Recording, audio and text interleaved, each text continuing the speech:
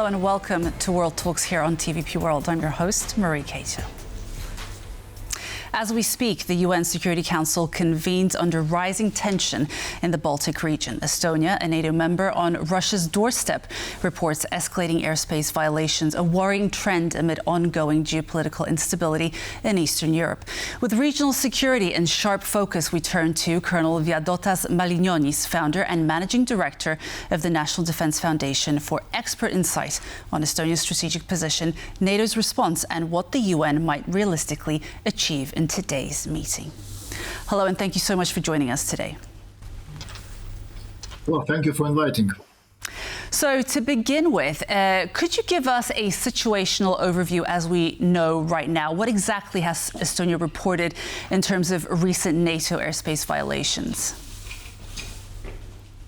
Well, first of all, it was, of course, condemned, and it was said that it was a very dangerous provocation from Russian side. And what we initiated, we invoked NATO Article number 4, the same as Polish side did after incursion of drones into the Polish territory. And they are now organizing consultations according that NATO Article number 4. Plus, of course, we also approached UN Council also with the consultations.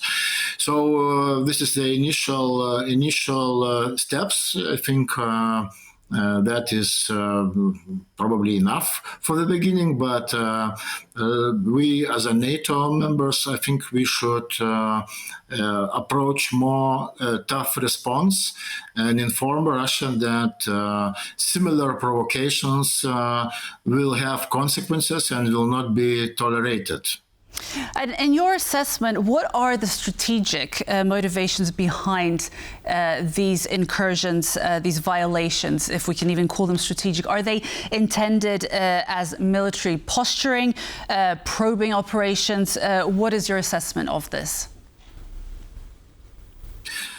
Okay, let's don't forget that just recently we had in Belarus Zapad military exercises, yes. And because of those exercises and the dangerous maneuvering, Poland closed the Belarus border. Yes, that definitely irritated Moscow and even Beijing, because they are now struggling with delivering goods to Europe, and which the price is very high. So this tension is also probably related to the provocations what now Russia's side is organizing, starting with the incursions of drones already mentioned to Polish territory, also violation of Estonian airspace in vicinity of Tallinn. Those 3 fighter jets approached maybe 100 kilometers from the Tallinn, and plus also they approached one energetical object in the Baltic Sea, which belongs to Poland. So this is actually, yes, it's a high-level provocations. And I think they are testing NATO's capabilities to react. And also, I think it is a reaction to our activities. So we should be very clear, and probably I would agree that Czech President Petro Pavel, who said that we should be very clear and we should demonstrate our NATO resolve to even to hit those planes if they are, so to say, delivering and violating our airspace again. So we should be very clear, and we should send those messages and demonstrate unity to Russian side.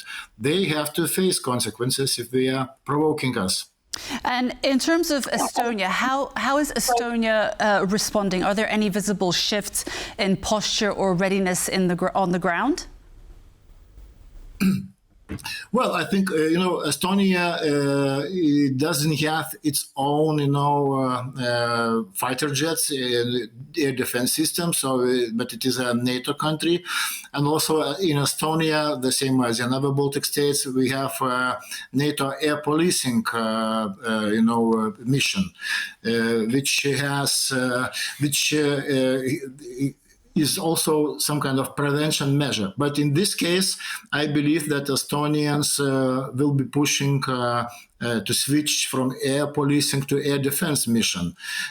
Also, we should overlook rules of engagement and to empower the pilots and operators of fighter jets to respond appropriately and proportionally to the provocations and to the threats. So I think that will be the main initial step, and but nevertheless, also I think we should also look into the operation which is called Eastern Sentry, which actually was organized after incursion into Polish airspace by the drones. Yes, so we also maybe should use this tool also to add additional measures, additional exercises, additional air defense systems under this umbrella. So. Those steps probably will be initiated by Estonia. But by now, of course, this is just happened just yesterday, that violation. So they invoked Article number 4. They started discussions with NATO partners, and let's see what kind of outcome will be. But I think the least what we should do, we should reorganize air policing mission into air defense mission. Certainly. And turning to NATO now, what is your evaluation of the current deterrence and response posture in the Baltic region? Well, I think, first of all, we, as a NATO, because NATO is a political military organization, yes, and I think our posture is still too soft, yes, and Putin's Russia, they understand only, I think, a strong approach.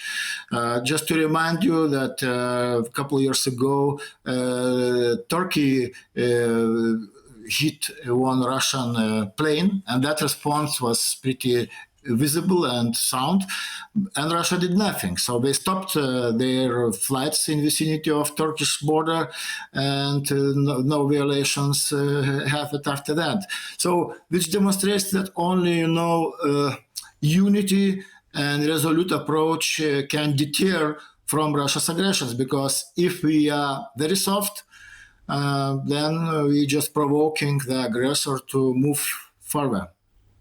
I want to get your opinion on a quote that we have for you here.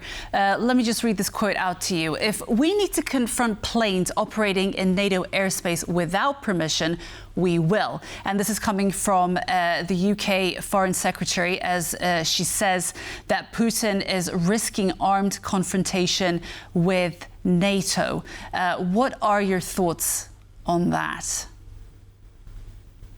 Yeah, he is risking with confrontation of NATO. And I think if he would really believe that this confrontation is very near, probably he wouldn't risk to do that. Because right now he is very deeply, he involved very deeply into the war in Ukraine, which is not very successful for him there. So opening second conflict for Russia is very unfavorable. But by seeing that we are soft, Russia is willing to provoke us and willing to intimidate us. So I think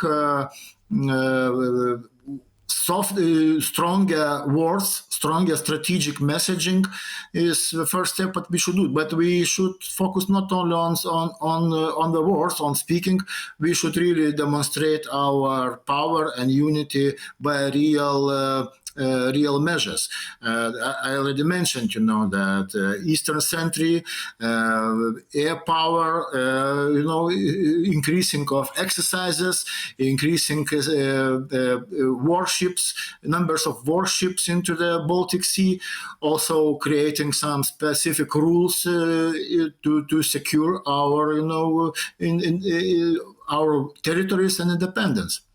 But how far do you think that the Baltic states can actually go, given the situation? Because obviously there is a lot of reference to the situation in Turkey in 2015, when it shut down Russian aircraft, military aircraft.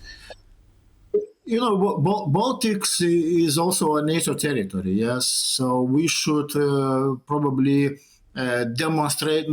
We shouldn't talk about Baltic states or Poland or Finland or Romania because that's the language Putin wants to have, because his approach is to divide and rule. Yes. So when he's dividing us into the regions, we are losing our unity and power. So we should be focused more on the NATO as an organization. Yes.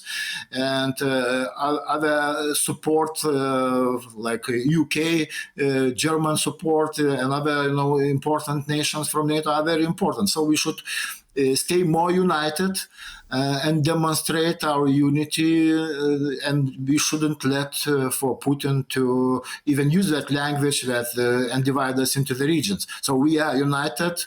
We are one fist, and we are ready to decide. Yes, it is NATO. Yes. Exactly. I wanted to ask, what are your expectations in terms of what will emerge from the Security Council meeting today?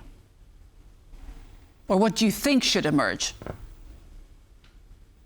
Let's see. But of course, I think at least condemnation, yes.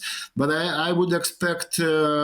I wish I would some not only stronger words but real actions. Yes, maybe sanctions or some kind of real measures. Because as I already mentioned, that only words, they are already too weak. We are condemning Russia's activities all the time, but we should focus on real stuff. So I expect that at least some strong decisions, kind of even maybe sanctions should be invoked. Okay. Colonel Vaidotas Malinionis, founder and managing director of the National Defense Foundation, thank you so much for joining us today. Thank you. And that was World Talks. Thank you so much for joining me. I was your host, Marie Cato. See you soon on TVP World.